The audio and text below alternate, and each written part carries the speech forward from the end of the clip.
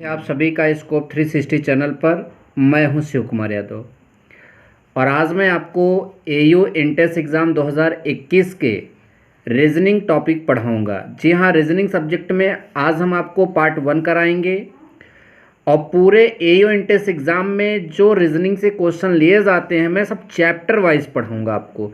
इसलिए आप हमारे चैनल को तुरंत सब्सक्राइब कर लीजिए और एक वीडियो देखिए, अगर समझ में आए तभी आप आगे कंटिन्यू करिए। आज का हमारा जो टॉपिक है वो है कूट लेखन तथा कूट वाचन। जी हाँ बच्चों, कूट लेखन तथा कूट वाचन, अंग्रेजी में आप इसे बोल सकते हैं कोडिंग एंड डिकोडिंग। ठीक है, यह रीजनिंग का इससे क्वेश्चन ज़रूर पूछता है, इसलिए हम इस चैप्टर को बहुत अच्छे से करने वाले हैं। इस वीडियो में हम इससे रिलेटेड जो परिभाषाएं हैं, जो ट्रिक्स एंड टिप्स हैं, उनकी बात करेंगे। नेक्स्ट वीडियो में हम क्वेश्चन लेकर आएंगे। ठीक, तो कूट लेखन किसे कहते हैं, अर्थात कोडिंग क्या होती है, कूट लेखन या कोडिंग क्या होती है, पहले ये समझिए आप।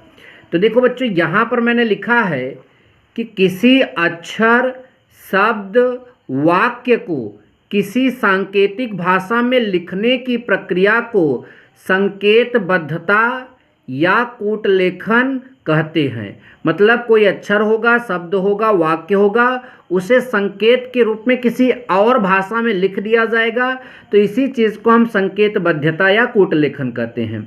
ये तो रही परिभाषा। एग्जाम्पल क्या है ज़रा ध्यान दीजिए। जैसे यहाँ संतोष लिखा है, तो संतोष का कोडिंग क्या होगा या इसका कूट लेखन क्या होगा। तो देखिए, संतोष का कूट लेखन ये भी हो सकता है, ये भी हो सकता है, ये भी हो सकता है। अब आप कहेंगे संतोष का कूट लेखन ये कैसे किया गया, तो देखिए मैंने ना किसी सांकेतिक भाषा में, वो सांकेतिक भाषा बनाने वाला ही जानता होगा, या फिर अगर आप अपना थोड़ा सा दिमाग लगाएंगे तो आपको भी पता चलेगा। जैसे देखिए, यस के बाद क्या आता है, टी, ए के बाद क्या आता है, देखिए इसे यस के बाद टी आता है। इस तरह से कोडिंग इसकी नहीं की गई है। इसकी कोडिंग में एक पैटर्न है। ये पैटर्न आपको हम आगे जब क्वेश्चन कराएंगे तो यहाँ समझाएंगे। कुल मिलाकर आप समझिए कि संतोष की जो कोडिंग है ये या फिर ये हो सकती है।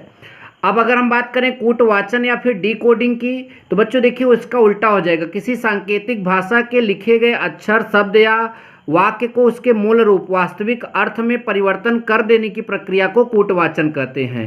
ठीक है, जैसे ये यहाँ पर आपका कोई सांकेतिक भाषा में लिखा हुआ एक शब्द है और इसको हमने यहाँ पर मूल रूप में दुर्गेश में कन्वर्ट कर दिया, तो ये प्रक्रिया जो हो गई है यहाँ पर, इसे हम कूटवाचन या डी कोडिंग कहते हैं। तो ये परिभाषाएं हो गई। अब कुछ बातें जो सदैव याद रखनी है उसके बारे में हम यहाँ बात करते हैं। देखिए बच्चों, हमारे सामने एक शब्द आ रहा है, शब्द इजोटी की सहायता से पूरी अंग्रेजी वर्णमाला के अक्षरों के क्रमांकिक मान को याद किया जा सकता है। मतलब बस आप शब्द इजोटी याद रखिए, इसके बाद अंग्रेजी वर्णमाला के सारे अक्षर के क्रम आपको याद हो जाएंगे कि कौन किस नंबर पर आता है। जैसे इसे कैसे याद होगा, ज़रा इसके बारे में हम यहाँ चर्चा करते हैं। जैसे आपको 1 से लेकर 5 तक तो ऐसे भी पता होगा ABCD, तो अब देखिए ई से लेकर जे तक में कोई अगर अक्षर आता है तो उसको हम कैसे यहाँ पर आपको बताएंगे।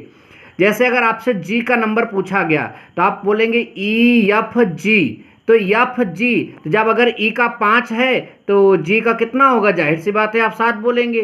तो इस तरह से आपको ये नंबर याद होंगे। देखिए इजोटी में ई का 5, जे का 10, ओ का 15, टी का 20, वाई का 25 होता है। ठीक है, तो 5-5 का अंतर दिया है। अब जे और ओ के बीच में कोई भी अगर आपका अक्षर आता है तो आप देखिए 10 से आगे जाइए, 15 से नीचे रहिए। ठीक है, जैसे आपका जे के यल, तो यल का पूछा जाएगा तो आप क्या बताएंगे, 12। इसी तरह से क्लियर रखिएगा। ठीक है, फिर यहाँ से ओ और टी के बीच में पूछा जाएगा, टी और वाई के बीच में। तो इजोटी अगर आप अच्छे समझ लेंगे तो आपको सारी चीज़ें यहाँ पर अच्छे से याद हो जाएंगी।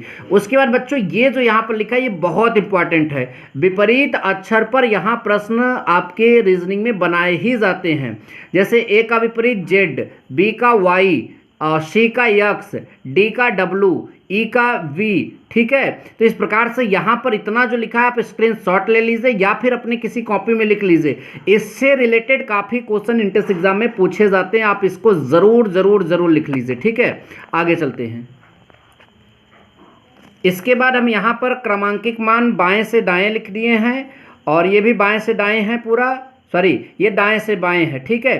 तो पूरा देखिए क्रमांकित मान 1 2 3 4 करके यहाँ 13 तक लिखे हैं, फिर यहाँ पर जो अक्षर हैं ए बी सी डी करके यहाँ पर आपका यम तक लिखा गया है।